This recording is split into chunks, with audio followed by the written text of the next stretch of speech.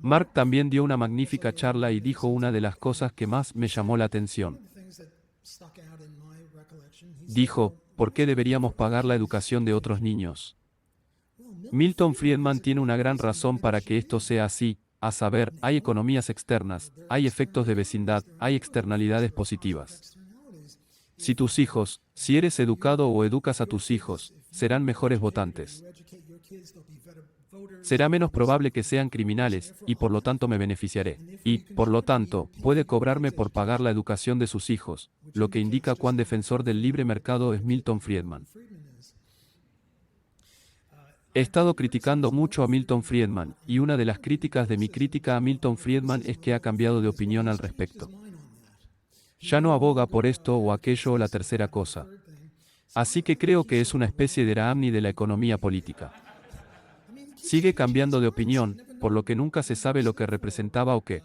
Así que es difícil atacar a un objetivo en movimiento porque tan pronto como lo atacas aquí, dicen, cambió de opinión al respecto. Por ejemplo, la retención de impuestos que hizo que el gobierno fuera más eficiente. Y cambió de opinión al respecto y se disculpó por ello. En el libro To Lucky People with Him and His Wife, un libro más reciente, se disculpó específicamente por eso, lo cual es bueno. Pero no digo que nadie haya cambiado de opinión. Mira, he cambiado de opinión. En un momento fui estatista y me convertí al libertarismo por Ayn Rand y luego al anarquismo y al austrianismo por Murray Rothbard. Murray Rothbard no nació anarquista, cambió de opinión. Así que crecemos en el cargo, como dicen. Pero Milton Friedman sigue zigzagueando. Es una especie de personaje al estilo Rahmani. No puedes precisar nada de él.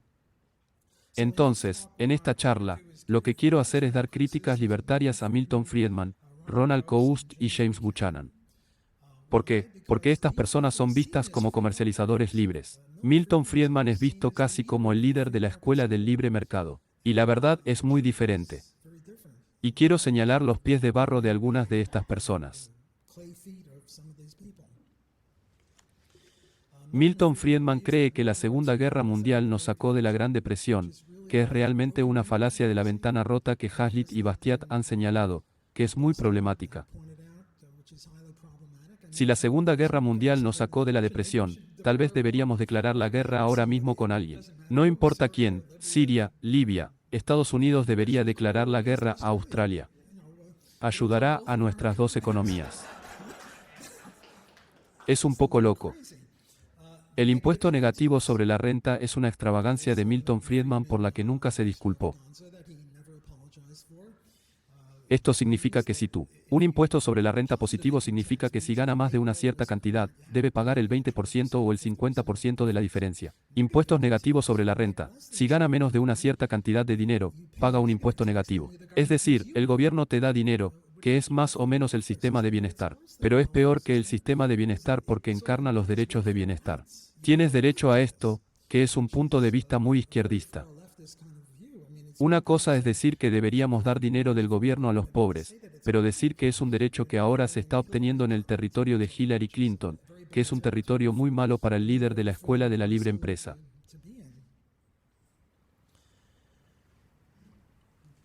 Está a favor de los derechos de emisión negociables, lo que significa que cuando una empresa contamina, puede comprar el derecho a contaminar, que es más o menos como los derechos de violación.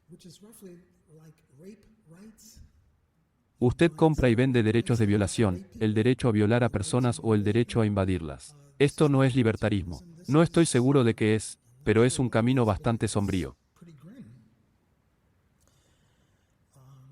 Era un socialista de la carretera. Hablé de la privatización de las carreteras. Una vez estuve en una conferencia de Liberty Fund con él y lo llamé socialista de la carretera y no le gustó mucho eso. No sé por qué, pero era verdad. Si grazna como un perro o no, eso no es graznar como un pato, camina como un pato. Tal vez sea un pato. Tal vez sea socialista si sigue adoptando actividades socialistas. La Fed. Es un gran admirador de la Fed. De acuerdo, él también cambió de opinión sobre eso. Quería una regla del 3%, quería una Fed castrada. Y luego dijo que no era razonable. Si vas a tener una reserva federal, van a hacer algo, no solo aumentar la oferta monetaria en un 3% sin pensar. O, sin ninguna libertad. Pero este es solo otro ejemplo de donde se desvió de lo recto y estrecho de la libre empresa, y mucho menos del libertarismo. Solo libre empresa. Tipos de cambio flexibles entre monedas fiduciarias en lugar del patrón oro. Fue miembro de la Sociedad Mont Pelerin. Yo también soy miembro. Solía ir a algunas de sus conferencias, pero nunca invitaron a Murray Rothbard a hablar. Así que, en cierto modo, no soy un gran admirador de los Montpellier en la sociedad. Allí, Friedman y los otros habitantes de Chicago gobernaron desenfrenadamente y nos castigaron con chinches de oro, lo cual es un discurso de odio. Probablemente deberíamos demandarlos por eso. Es odioso. Me sentí tan mal. Dominio eminente. Es un gran admirador de la expropiación de propiedades por dominio eminente. No sé cuál es su opinión sobre el caso Kilo. Había una mujer, Susan Kilo, en Connecticut, y decidieron que tenían que apoderarse de su casa porque querían poner en una especie de centro comercial. Lo que significa que cada vez que el Hotel Ritz quiera apoderarse del Motel 8 con el argumento de que pagarían más impuestos porque es algo exclusivo, pueden agarrarlo. Lo que significa, ¿qué pasa con los derechos de propiedad privada? Cualquiera puede tomar cualquier otra cosa de cualquier otra persona con el argumento de que puede pagar más. Y ahora no tienes libertad para apoyarlo. Es un gran fan de la democracia. Hans Haapa escribió un magnífico libro, Democracia, el Dios que falló, creo que es el título del mismo. ¿Y la tiranía de la mayoría? ¿Qué hay del hecho de que Hitler llegó al poder a través de un proceso democrático? Hitler no participó en un golpe de Estado. Hitler llegó al poder a través de un proceso democrático. Así que tenemos que contener nuestro entusiasmo por la democracia si puede traer antimonopolio. Friedman, creo que lo favoreció. No estoy seguro. Sé que favoreció en algunos escritos. Puede que también haya cambiado de opinión al respecto, pero favorece el antimonopolio con el argumento de que hay ciertas ineficiencias. Pero era un moderado en esto. Era mejor que el economista de izquierda. El economista de izquierda solo favorecía el antimonopolio con el argumento de que habría ciertas ganancias de eficiencia al dividir empresas o nacionalizarlas o lo que sea. Y Friedman bendice, dijo el corazón libertario. Pero hay costos de antimonopolio, lo cual es cierto. Tienes que tener una burocracia antimonopolio. Y luego, lo que dijo es que a veces el costo de la defensa de la competencia puede ser mayor que las ganancias y, por lo tanto, no debe implementar la defensa de la competencia, pero en otros casos debería hacerlo. Entonces, más trabajos para que los economistas averigüen cuando los costos fueron mayores que eso. Y dado que estos costos son inconmensurables y que no se pueden hacer comparaciones interpersonales, muchos trabajos para economistas. Estaba a favor de la eliminación del draft. Ahora podrías pensar, está bien, por fin. Una buena cosa. Porque sabes, tampoco estoy a favor del reclutamiento militar. Durante la guerra de Vietnam, pero favoreció el reclutamiento militar por motivos. Entre otras cosas, lo favoreció por motivos de libertad, que era bueno. Pero también estaba a favor del borrador con el argumento de que permitiría a los Estados Unidos perseguir su belicismo imperialista en Vietnam de manera más eficiente. Cuando reclutas a gente que va a la universidad de la ciudad, sí, pero empiezas a reclutar gente que va a Harvard y Yale y luego estás en problemas. Y estaban teniendo muchos piquetes y deteniendo el esfuerzo de guerra y preguntándole al presidente Johnson, ¿cuántos bebés ha matado hoy? Y aquí Milton Friedman está diciendo que deberíamos deshacernos del reclutamiento, entre otras cosas, para continuar mejor la guerra. Yo diría que te deshagas del borrador. A pesar de eso, es como legalizar las drogas. Si legalizan las drogas, grabarán las drogas y entonces el gobierno tendrá más dinero. Ahora, algunas personas piensan que esa es una razón a favor de legalizar las drogas. Digo que estoy a favor de legalizar las drogas a pesar de que el gobierno tendrá más dinero porque lo graban. Mientras que Milton Friedman, no conozco su opinión al respecto, pero el punto es que con respecto al borrador, esa es la posición exacta que estaba tomando. Es decir, permitiría al gobierno de los Estados Unidos administrar de manera más eficiente su maquinaria militar. ¿Deberíamos oponernos a la legalización del proyecto o a la eliminación del proyecto por ese motivo? ¿O deberíamos estar a favor de deshacernos del borrador a pesar de eso, no por eso? Así que aquí de nuevo, aunque uno pensaría que está tomando una posición razonable, una posición de libre mercado, en realidad no lo es. Ahora todos somos keynesianos. Lo repasé en mi debate con el profesor Kirchner, así que no lo mencionaré ahora. Vales escolares allí. Nunca cambió de opinión sobre nada. De hecho, dejó la mayor parte de su fortuna personal a Lee4Head, como se llamaba su grupo, el grupo para promover vales escolares o algo así. ¿Qué pasa con los vales escolares? Los vales escolares dejan al gobierno a cargo de todas las escuelas públicas y empeora las escuelas privadas en los Estados Unidos, al menos no lo sé aquí, pero hay algunas escuelas privadas independientes. Pero si tienes vales escolares, cualquiera puede ir a cualquiera de estas escuelas y arruinas las escuelas privadas. Y esto es lo que Milton Friedman estaba favoreciendo y lo estaba haciendo por motivos de competencia. No queremos más competencia entre las escuelas públicas para hacer que las escuelas públicas sean más eficientes. Si una cosa es una abominación malvada, queremos que sea menos eficiente, ¿verdad? Sí, la competencia hará un mejor producto, pero no queremos que las escuelas públicas sean mejores, los queremos eliminados. O al menos las empresas libres quieren eso. Y Friedman no quiere eso por implicación. Así que de nuevo, tenemos otro caso en el que él no está realmente del lado de los ángeles. Así que aquí he enumerado tal vez una docena o media docena de casos en los que Milton Friedman no es el emprendedor libre que se cree que es. Y, sin embargo, en el New York Times o el Wall Street Journal, o en cualquiera de estos lugares, si les preguntas quién es el economista de mercado más libre de la historia o del siglo XX, dirán Milton Friedman. No dirán Rothbard. No lo dirán. Hubo un episodio interesante en la primera reunión de la Sociedad Mont Pelerin en 1947. Creo que lo fue. Y estaban discutiendo si deberíamos tener impuestos progresivos sobre la renta. ¿Deberíamos tener el impuesto negativo sobre la renta? Y había un montón de personas que supuestamente son empresas libres como Hayek y John Schultz, economista británico. Estaba Stigler de Chicago. Estaba Milton Friedman y Macy's estaba allí y salió con un resoplido y dijo, todos ustedes son un grupo de socialistas. Tenía razón. Todos son un grupo de socialistas. Discutir estas cosas en lugar de atacarlas es socialismo de algún tipo. Y es por eso que el Instituto Cato nunca promovió a las sobrinas.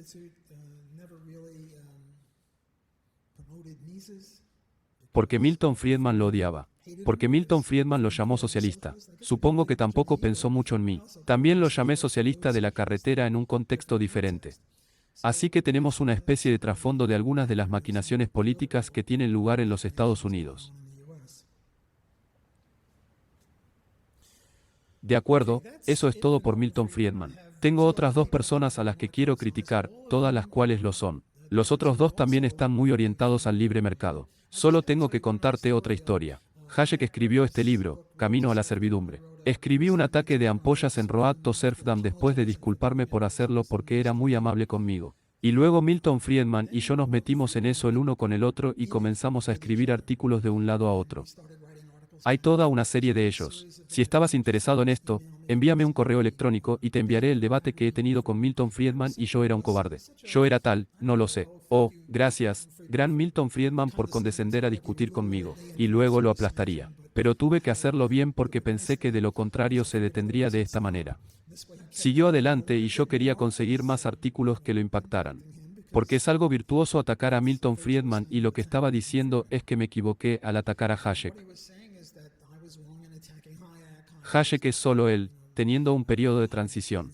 Pero si lees lo que escribí sobre el camino a la servidumbre de Hayek, no fue solo el periodo de transición. Estaba haciendo todo tipo de compromisos con los socialistas.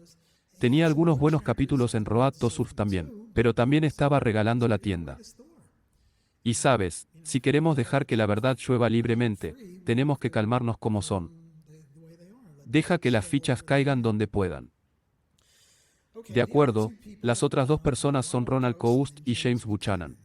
Ronald Coast, su artículo sobre el costo de las transacciones, si olvida el nombre del artículo, es el artículo más citado en toda la literatura económica.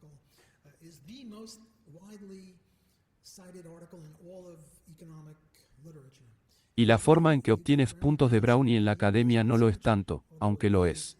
¿Cuántas publicaciones tienes y en qué tipo de revistas están? Pero también en citas. Esta es la forma en que determinas quién es el rey de la colina. Y este artículo es el más citado de todos los artículos. Y lo que Coast dice en este artículo, creo que la economía del costo social o algo así. Olvidé el título exacto. Dice que hay dos estados del mundo. Hay un estado del mundo de cero transacciones y un estado del mundo de altas transacciones. Y en el estado del mundo de cero transacciones, No importa a quién le otorgue el tribunal un artículo en disputa, porque el tipo que lo valora más lo obtendrá de todos modos.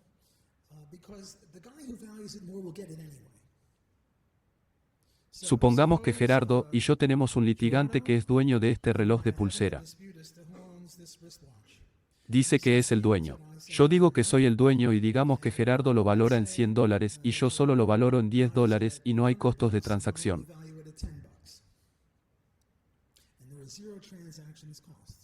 Entonces, si el tribunal se lo otorga a Gerardo, no podré sobornarlo porque solo lo valoro en $10. Tiene un valor de $100, así que no voy a poder sobornarlo. Se lo quedará. Por otro lado, si el tribunal me lo otorga, podrá sobornarme a un precio de entre $10 y $100, digamos $50. Me ofrecerá $50 por él y aceptaré porque obtendré una ganancia de 40 porque solo lo valoro en 10.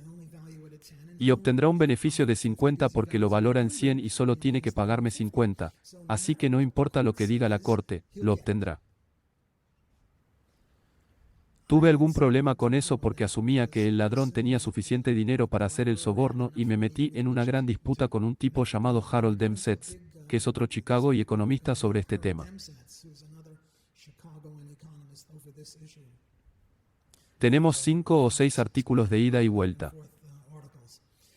De acuerdo, ese es un punto menor. Entonces, lo que dice CEO es, ¿qué pasa en el mundo real, donde los costos de transacción son altos? Y digamos que quieres tener una disputa sobre si los contaminadores deberían poder contaminar a los contaminadores y ahora hay 10 contaminadores y 1.000.000 de contaminantes y no vas a poder hacer ningún acuerdo. Así que ahora, de cualquier manera que decida el tribunal, esa es la forma en que se utilizarán los recursos, ¿verdad?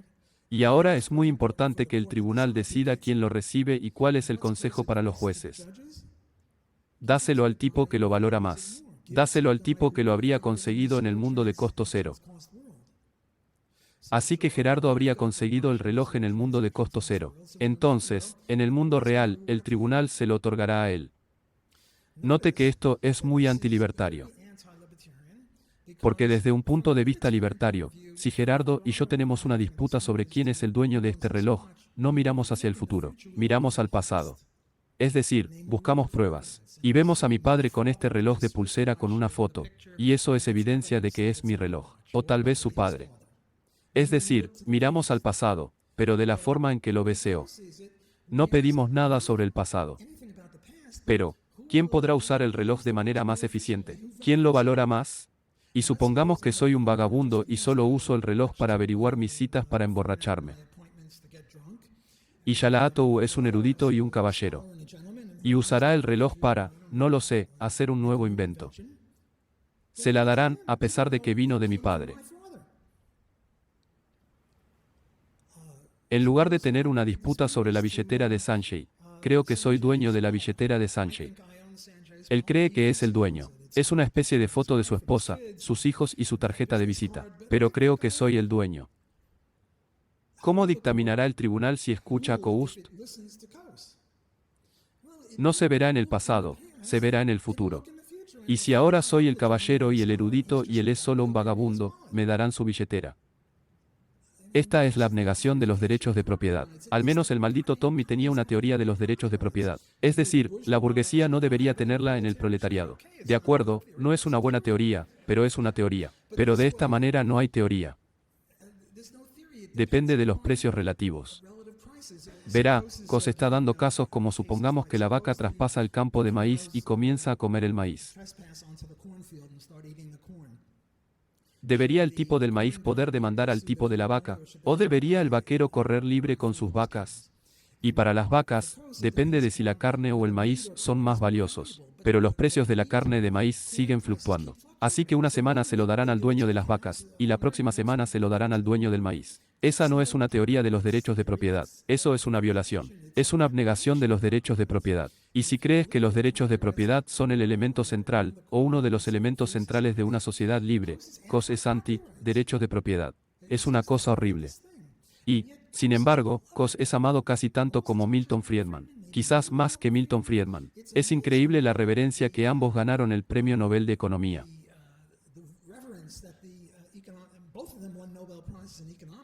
Eso es solo por cierto. Los tres ganaron el Premio Nobel de Economía. Pero eso es una mera nada.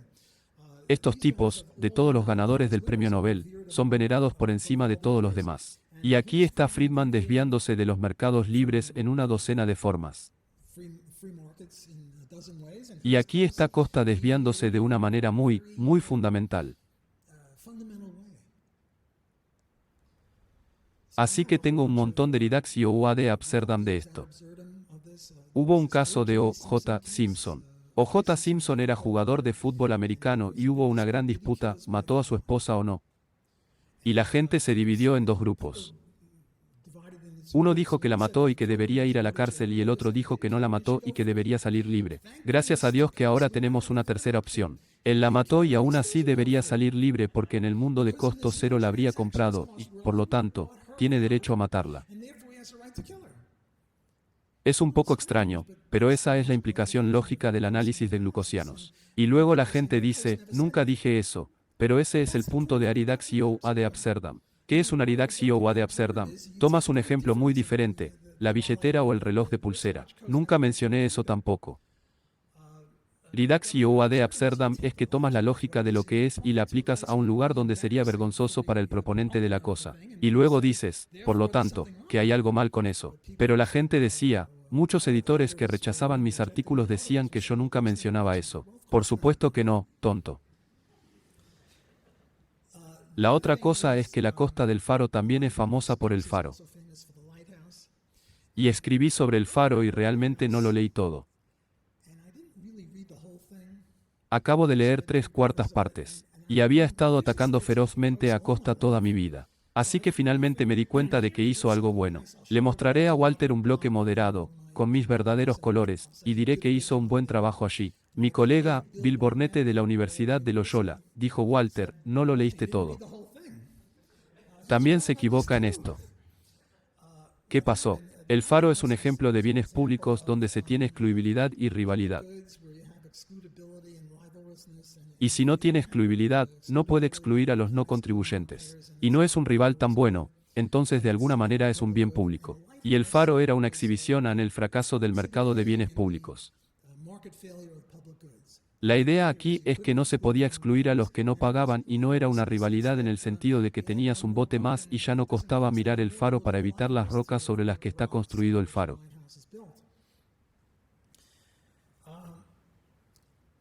Coast no entiende la diferencia entre un pago y un impuesto. ¿Conoces ese chiste? ¿Conoces la diferencia entre un baño y una sala de estar? Y si dices que no, yo digo que no vengas a mi casa. Si no conoce la diferencia entre un impuesto y un pago voluntario, entonces no entre en la economía política porque esa es la distinción más importante en toda la economía política. Y la Costa no sabe la diferencia. Mira, Coast estaba atacando ostensiblemente el argumento de los bienes públicos para los faros. Es decir, estaba defendiendo el mercado, aparentemente diciendo que el faro no solo se podía proporcionar, sino que se proporcionó en la historia. Así que se remonta a la historia y dice, mira, el faro se proporcionó de forma privada. Y todos los tontos del libre mercado como yo que no leímos todo el asunto dijimos, sí, porque él realmente está bien, es un poco débil en esto, un poco débil en aquello, pero al menos en el faro es bueno, había dicho. Lea el último trimestre del artículo. Y en el último trimestre del artículo, lo que decía era que la forma en que se realizaban los pagos voluntarios era a través del gobierno. El gobierno obligó a todos los barcos a pagar a los propietarios de los faros. Ahora, ¿qué tipo de sistema de mercado es ese? No es un sistema de mercado en absoluto. Entonces, en este artículo del que Bill y yo fuimos coautores, enumeramos a todas las personas que cometieron errores al apoyar a Coase en el faro, entre las cuales estaba yo. Cité mi artículo o citamos mi artículo como equivocado, lo que solo indica que es por eso que ponen borradores en la parte posterior de los lápices. Todos somos humanos. Todos cometemos errores. No lo haces. En una de esas, ¿cómo la llamas? Las películas, DR, no, y 7 películas de James Bond. Había una mesa grande y el tipo número 1. Cuando el número 4 cometió un error, presionó un botón y el piso se abrió y bajó a los cocodrilos o algo así. Esa no es la forma en que funciona. No puedes cometer un error. Solo dice que cometí un error y sigues. Todos cometemos errores, y este fue un error mío al atribuir demasiada libre empresa a Coast. Pero Coase tenía razón en que el faro no es un ejemplo de una falla del mercado porque podría haberlo sido. No tengo ningún conocimiento histórico. Alguien durante la pregunta durante el descanso dijo que sería útil si tuviera ejemplos. Hubo un ejemplo en los caminos privados, los primeros caminos privados. Cobraban más por un caballo y un carro que por un caballo, más por dos ejes que por un eje, e incluso cobraban en función del ancho de la rueda. Como si la rueda fuera ancha en el vagón y esto es en 1790. Cobrarían menos porque aplanas el camino de tierra mientras que la rueda era muy estrecha. Creo que patines de hielo. Pones surcos en el camino y cobrarían más por eso.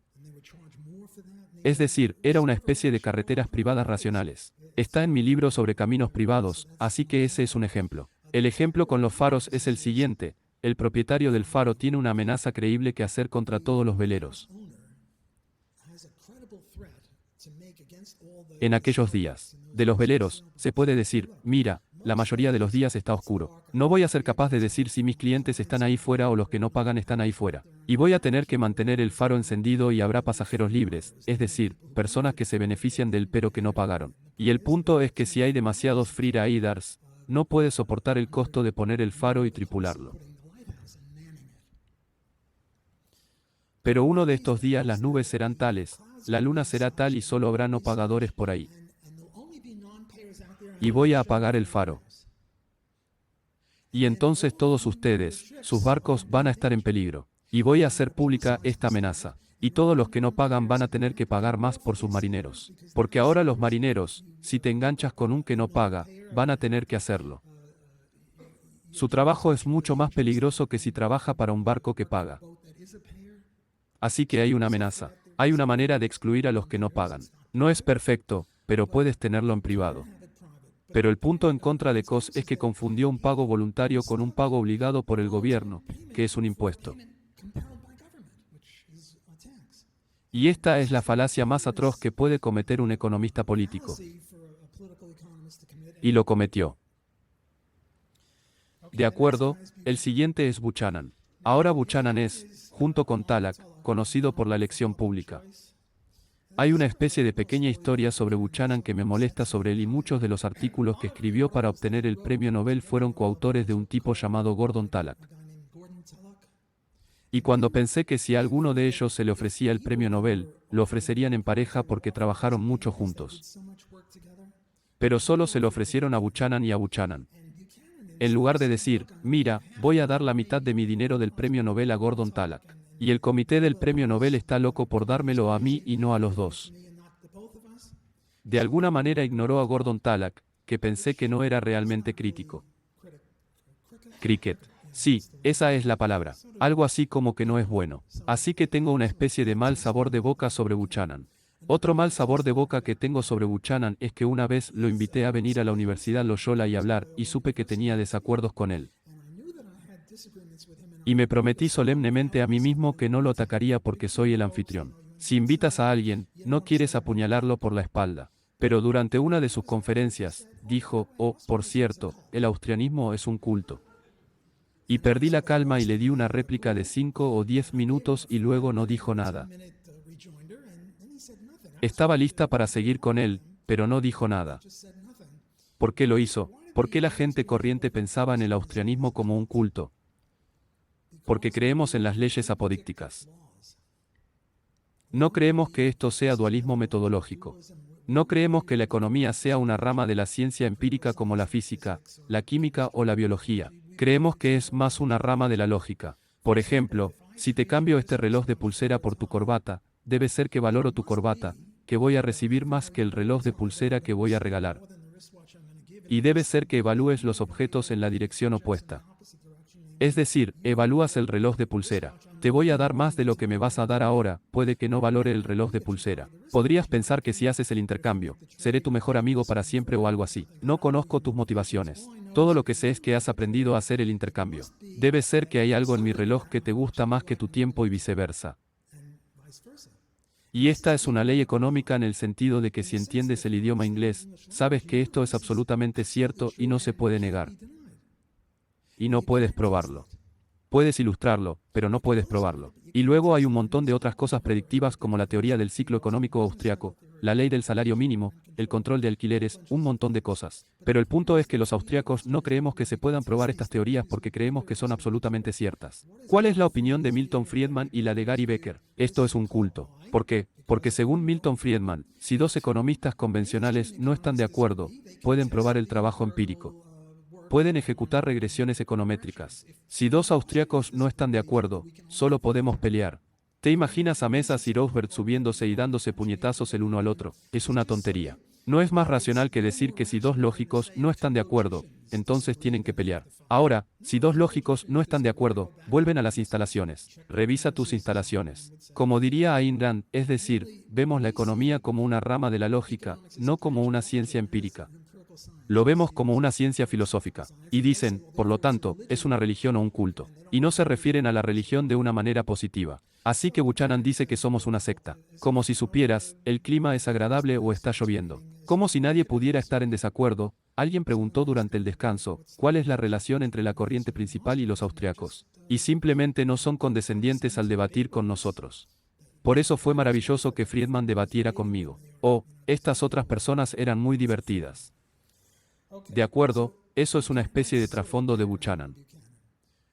Buchanan hizo un buen trabajo. La elección del público fue buena, tuvo algunas contribuciones positivas. Antes de que se iniciara la elección pública, la opinión dentro de la profesión era que queremos la perfección.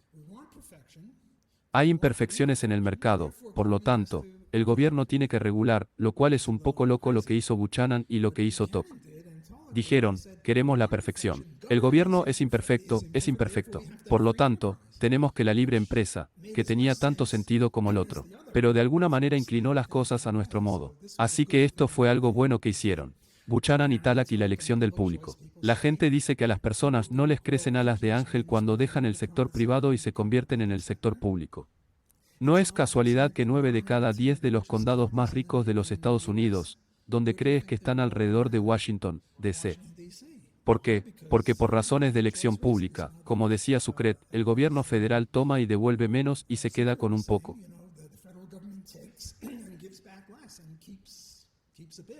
Por eso son tan ricos. Así que tienen algunas cosas buenas. ¿Ves el bloqueo moderado de Walter? Los estoy felicitando. Ahora hablemos de algunas de las cosas malas. Uno, en primer lugar, esta frase se llama búsqueda de rentas.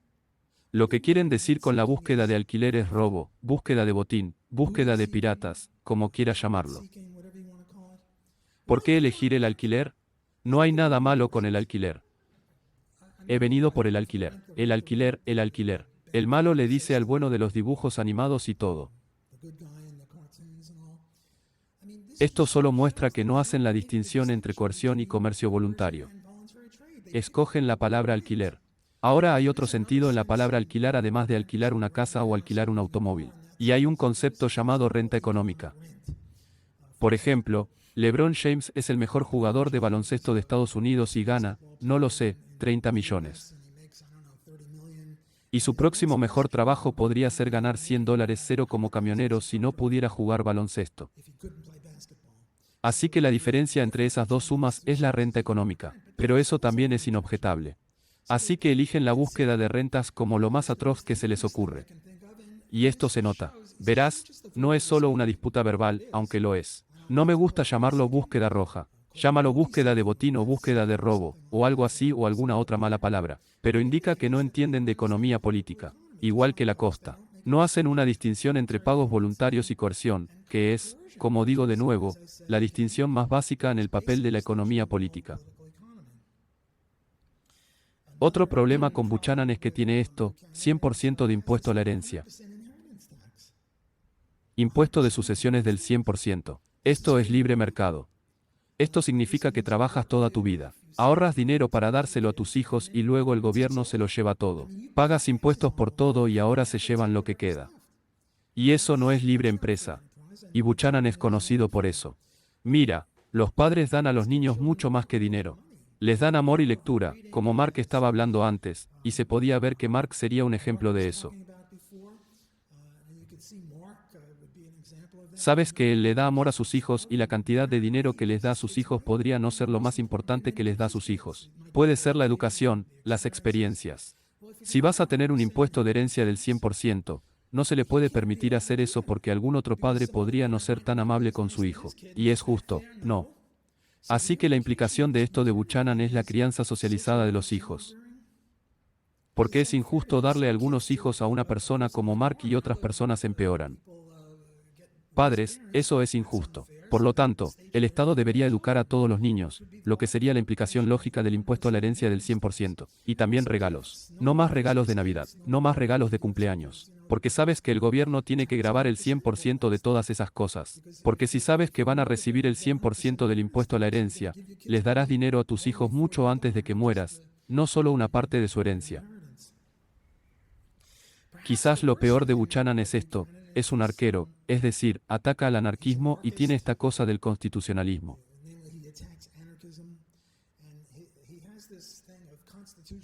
Ama la Constitución y dice, y se da cuenta de la crítica libertaria al constitucionalismo y la democracia, a saber, que no hay un acuerdo unánime. Y si no hay un acuerdo unánime, la minoría está siendo coaccionada para hacer algo. Así que tiene esta cosa llamada unanimidad hipotética. Unanimidad hipotética.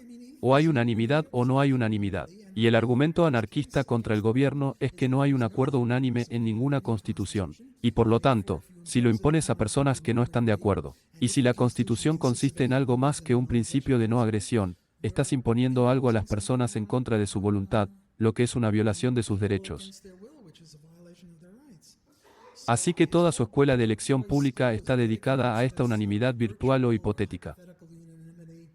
Y ataca a los anarquistas. La anarquía para él significa caos, como si el gobierno no fuera caótico. Así que aquí hay tres economistas y la razón por la que soy hostil hacia ellos.